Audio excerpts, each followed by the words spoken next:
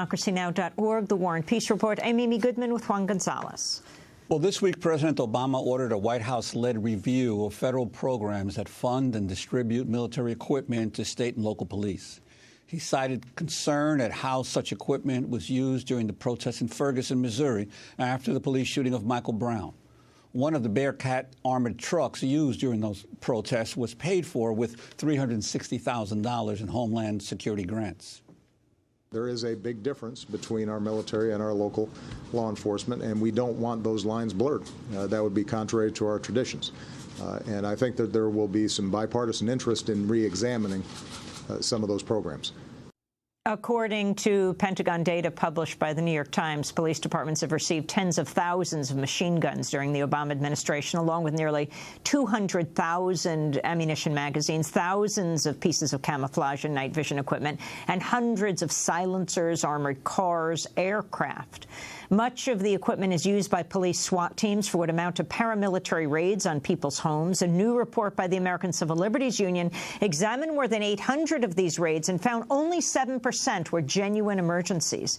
Nearly 80% were used for ordinary law enforcement purposes, like serving search warrants on people's homes. The report is called "The War Comes Home: The Excessive Militarization of American Policing." We're joined now from Washington, D.C. by its author, Kara Dansky, senior counsel for the ACLU. Welcome to Democracy Now!, Kara. What surprised you most by what's happening? And if you could relate what is becoming an awareness in the mainstream media that many in different communities have talked about for a while, the militarization of police.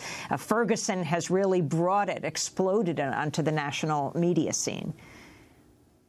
Sure. Thanks for having me, first of all. And, you know, Amy, I think that's exactly right. I think that what has shocked so many Americans who are watching what happened in Ferguson is something that really reflects a much broader trend, which is the militarization of policing, which, as you say, has been going on in certain communities in the United States for decades, fueled in large part by a series of federal programs that bring weapons and money to local law enforcement, mainly to wage the war on drugs, which has been unfairly and aggressively fought in communities of color, as I said, for decades. So I do think that what we saw in Ferguson is shocking, and I'm encouraged that more and more people are coming to understand this phenomenon of militarization of policing. But I think it's also important to understand that it does reflect a much broader trend that's been going on in America for quite some time. Well, Kara Dansky, there have been generations now of conflicts between urban police departments and minority communities in the United States. But as your report seems to point out, it's the weaponry that has changed, not the actual conflicts. Well, certainly the weaponry has changed quite a bit in terms of the kinds of weaponry that Amy listed early on that the police are able to get free of charge from the Pentagon through what is known as the 1033 program, and also the kinds of weaponry that local police are able to buy directly from weapons manufacturers with money that they receive from the Department of Justice and the Department of Homeland Security. I think that that's right. I think that the kinds of weapons has certainly evolved and expanded in terms of what local police have access to and the kinds of weapons that they use in their arsenals. And it's also true, as you say, that aggressive policing has been going on for a long time in communities of color. I also think that the militarization trend reflects not only the kinds of equipment, but also a certain culture of militarism that we see permeating many police departments throughout the country. This month, Pentagon spokesperson Rear Admiral John Kirby responded to criticism of the militarization of police through equipment transfers from the Defense Logistics Agency.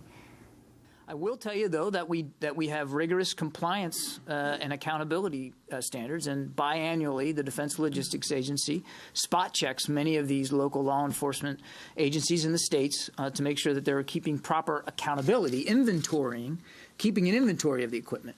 But we do not legislate, we don't dictate, we don't mandate any kind of certain use. That is up to local law enforcement. That is Pentagon spokesperson Rear Admiral John Kirby. Kara Dansky, your response. Well, that's exactly right, and it's a big part of the problem. We don't think that the local police should be able to have unlimited discretion in terms of how they deploy military weaponry in American communities. The other thing that's important to note is it is true that the Defense Logistics Agency is required to do some checks in terms of overseeing the inventory to make sure that local police departments are keeping track of the kinds of weapons that they get from the Pentagon. But it raises a question as to what happens when those inventories aren't completed or when weapons go missing. We know that a number of police departments across the country have been suspended from the program because they simply can't account for some of the weapons that they got from the Pentagon. It's appropriate to have that kind of oversight and to suspend departments that can't account for the weapons they get from the Pentagon. But it raises a really important question, which is what happened to those weapons.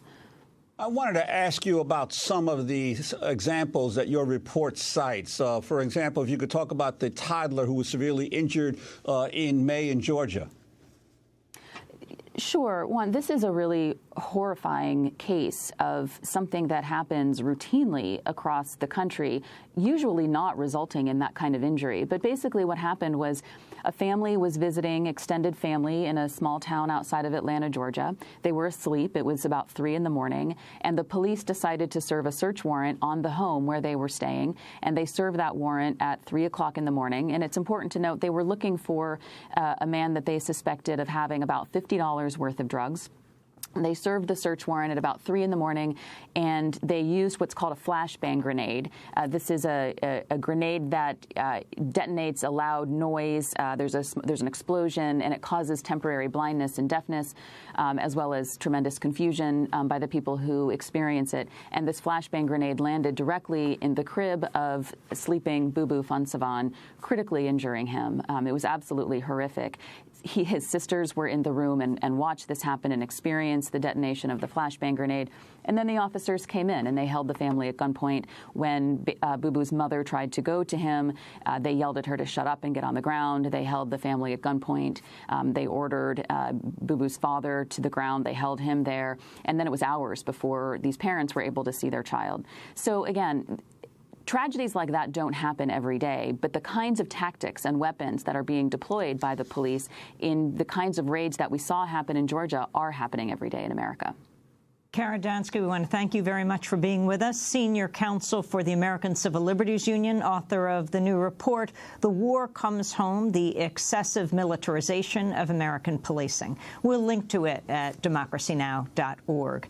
And that does it for our broadcast today. A fond farewell to Democracy Now! Video fellow Messiah Rhodes, who's worked with us for the past year. He just got back from Ferguson, Missouri, and it was wonderful to work with him in Staten Island as we covered the Eric Garner case and protests. Messiah, we wish you the very best. Your talent and promise is immeasurable. We're just looking forward to all that you do in the future. A very happy birthday to Hani Massoud. Democracy Now! Is produced by Mike Burke, Renee Feltz, Aaron Mate, Nermit Sheikh, Stu Martinez, Sam Alkoff, Hani Massoud, Robbie Karen, Dina Guzder, Amy Littlefield, Daniel Begun, Anna Ozbek, Messiah Rhodes, and Sam Riddell. Mike DeFilippo and Miguel Noguera, engineers. Special thanks to Becca Staley, Julie Crosby, Jessica Lee, John Wallach, Vesta Godars. I'm Amy Goodman with Juan Gonzalez. Our website's democracynow.org.